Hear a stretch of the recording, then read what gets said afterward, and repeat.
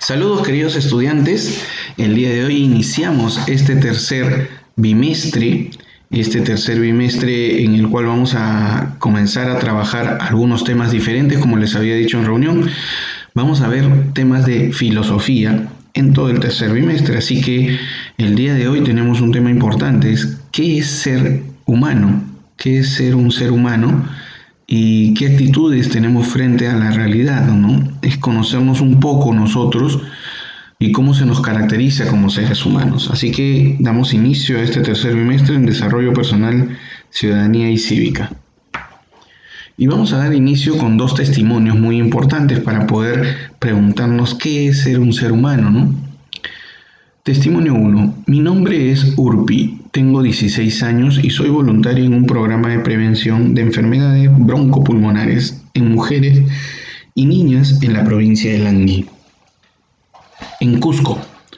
Una de las principales razones de estas enfermedades es el respirar el humo de sus cocinas, ya que la bosta, el estiércol seco de ganado que usan como combustible, produce mucho gas carbónico cuando se quema, dado que la cocina está a cargo principalmente de la mamá y de las hijas. Ellas son las más afectadas. Un día a la semana, después de las clases, acompaño a las niñas a sus chequeos médicos en la posta. Los sábados por la mañana, mis compañeras y yo ayudamos a construir cocinas que se ubiquen fuera de las casas. Aunque esto no resuelve el problema del todo, creo que es un buen comienzo. Testimonios. Me llamo Ezequiel, tengo 17 años y trabajo en un proyecto para rescatar a niños y jóvenes de las pandillas de Lima. Mi trabajo consiste en repartir volantes para invitarlos a nuestras reuniones de equipo. En ellas presentamos distintas propuestas de trabajo en la comunidad, como organizar brigadas para arreglar los parques y jardines, pintar las losas deportivas, organizar campeonatos de fulbito, etc. Además, conversamos con los directores de sus colegios para que les permitan regresar a clases, nivelarse y terminar su secundaria. El trabajo es un poco fuerte y lo tengo que hacer después de clases hasta tarde. A veces me da un poco de miedo repartir los volantes y hablarles cuando están en grupos grandes, pero creo que vale la pena. Estos dos amigos hacen actividades muy interesantes. Yo te pregunto, para que podamos ir avanzando en el tema que tenemos hoy, ¿qué problema identificas en cada uno de estos casos? Que lo puedas analizar y me lo contestes en tu cuaderno. Todas estas preguntas me vas a contestar en el cuaderno. ¿Por qué crees que estos jóvenes realizan esas actividades? ¿Qué beneficio personal obtienen Urpi y Ezequiel con esas actividades? ¿Te gustaría hacer algo parecido? ¿Por qué te gustaría? ¿Qué es lo que nos motiva a hacer algo por los demás? Todas estas preguntas te voy a pedir, te solicito que por favor las tengas en tu cuaderno, que las desarrolles y vamos avanzando para ver nuestro tema el día de hoy. ¿Qué significa ser humano? Los filósofos encontraron que el género próximo del ser humano era un animal y que la razón era que nos diferenciaba a todos de ellos. Entonces los racionalistas comenzaron a definir que el ser humano hacía una diferencia de cualquier otro animal porque él tenía razón, él razonaba, o sea, pensaba. Por ende, lo describieron como un animal racional. Descabellada la idea no lo es bastante correcta, nosotros pensamos, pero eso no es lo único que nos distingue de los animales, hay muchas otras características más. Es una idea muy importante lo que nos hace ser humano, el razonamiento que podamos tener nosotros, ¿no? Según Aristóteles, uno de los clásicos griegos, filósofos griegos que nosotros vamos a tener, hablaba de que el ser humano era un animal político. ¿Y por qué era un animal político? Porque se estaba considerando, se entendía de que estaba dentro de una confección de vida, una estructura de poder que se cedía de parte de todos nosotros y que se le daba a alguien que era la autoridad. A veces lo tomaba a la fuerza y otras veces era cesión. Entonces, en la cesión que tú brindas permitías crear grupos para llegar a asumir ese poder. A eso se llamaban partidos políticos. La palabra político viene del polis, que es ciudad. Entonces, nosotros somos un animal que vive en ciudad, que vive en un estado organizado. Eso es lo que ha querido decir Aristóteles con normas que nos rigen a todos nosotros y que nos permiten definirnos como seres humanos, cosa que no hacen los animales, ¿sí? En segundo de los hechos que vamos a considerar, según tercer caso, es el hecho de considerarnos a nosotros una criatura divina. Según todas las religiones, somos una creación a imagen y semejanza de nuestro Creador, de nuestro Dios o dioses, dependiendo de qué religión se profese. Pero en la gran mayoría de nosotros en el Perú, bueno, el 75% somos cristianos y hay un 15% es decir, católicos, mejor dicho, y un 15% de evangélicos o evangélicos cristianos. Entonces estamos hablando que casi el 90%, o sea, 9 de cada 10 personas definitivamente creen en la palabra de Dios. Entonces, para ellos y para todos nosotros es considerarnos una criatura divina, una creación del Señor. Pero la cuestión es preguntarnos realmente qué es lo que nos hace humanos a todos nosotros. Y vamos a comenzar a contestarnos entendiendo de que el ser humano tiene una característica muy especial, que es el lenguaje. Y seguro ustedes dirán, ¿y por qué el profesor me ha puesto una fotografía de estos animales justamente aquí? Y es porque te quería mostrar de que seguro debes haber visto la película Jurassic World o Jurassic Park. Y debes haber visto estos personajes que se denominan velociraptors. Estos personajes tienen una característica especial, ¿no? Que en la película aparecen casi como de 2 metros de altura, un poco más grandes que nosotros, pero que en la realidad tenían más o menos unos 60 centímetros. Eran muy pequeños con relación a nosotros, ¿no? Pero obviamente eran más grandes que un pavo, si quieres verlo así. Pero estos animales cazaban en grupo y tenían una habilidad importante que era la que se comunicaban, tenían un protolenguaje, tenían sonidos que simbolizaban algo y que les hacían hacer a ellos algo, irse por un lado, irse por otro y comunicarse. Esa capacidad es tan importante para los seres humanos porque nos ha permitido a nosotros hacer conocer lo que nosotros pensamos, lo que sabemos y lo hemos transmitido a nuestras generaciones. Entonces el lenguaje, que ha sido la codificación de una información, de un proceso cognitivo que hemos tenido en nuestra cabeza, lo hemos podido transmitir a otra persona y esa persona obviamente ya tiene el conocimiento producto que nosotros se lo hemos transmitido.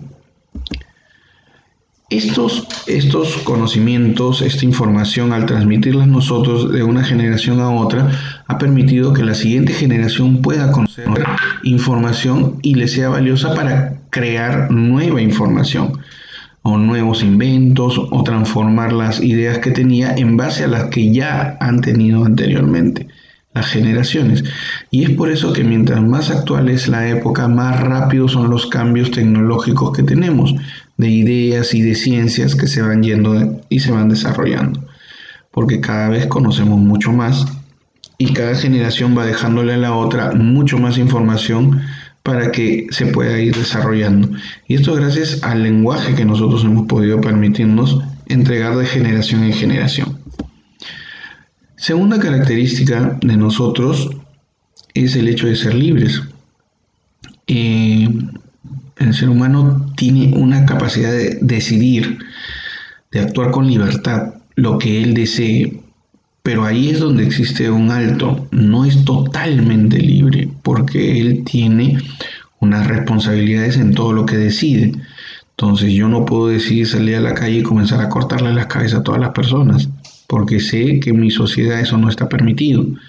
Y yo no puedo, obviamente, asesinar absolutamente a nadie, por más que yo diga que es mi libertad para hacerlo. ¿Por qué? Porque mi libertad termina cuando empiezan los derechos y las libertades de otras personas. Entonces yo tampoco puedo salir a la calle desnudo, caminar, porque me van a chapar la policía y va a decir usted está en contra de lo que serían las buenas costumbres. Y no estoy cometiendo un delito, por ejemplo, al hacer eso, sino que simplemente las buenas costumbres no nos permiten a nosotros andar desnudo por la calle. Entonces, esto es algo que hay que tomar en cuenta porque Si bien es cierto, tenemos libertad, pero nuestra libertad va a tener límites. El límite lo vamos a tener de nosotros mismos o el límite se va a dar gracias a que la sociedad lo ha limitado. Eso quiere decir que nosotros podemos tomar decisiones sobre qué es correcto y qué no es correcto dentro de esa libertad que tenemos, en base a saber si estamos ayudando o colaborando a toda nuestra sociedad.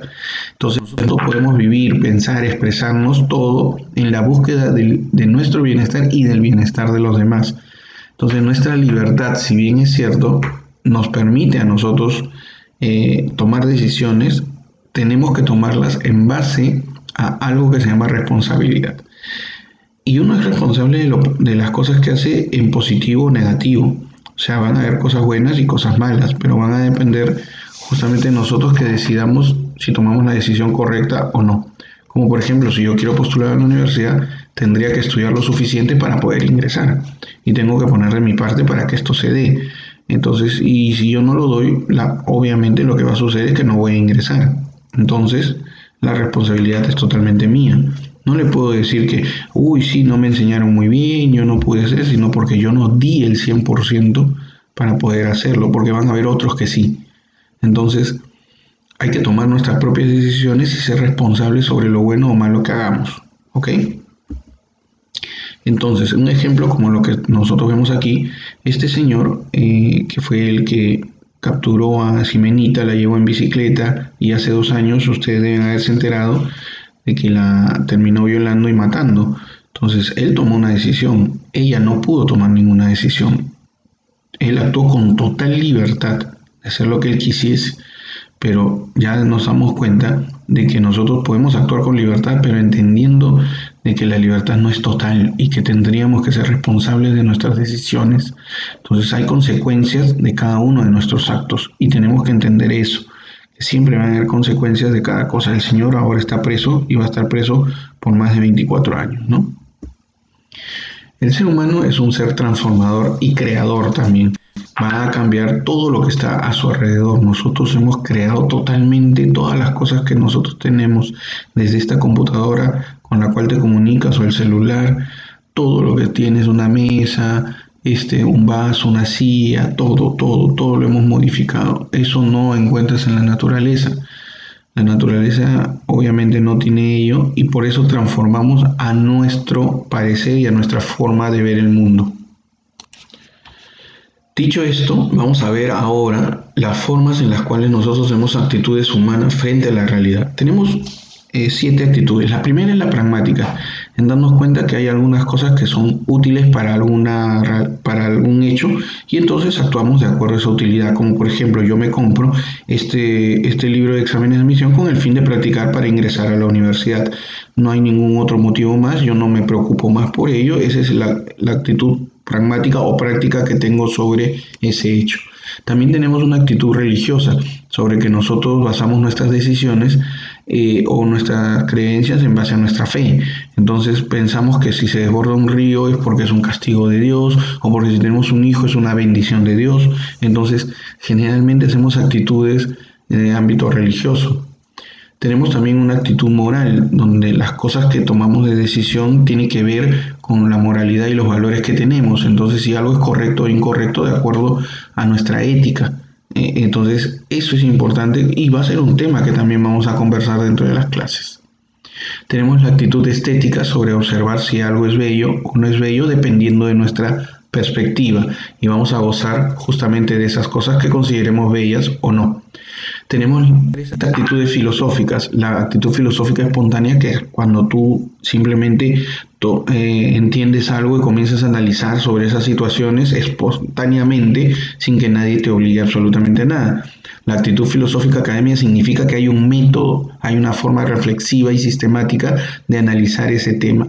Ejemplo, cuando dices cuáles son las bases estructurales de toda una sociedad en descomposición y comienzas a estudiar a través de un método científico, a través de algún tipo de disciplina filosófica.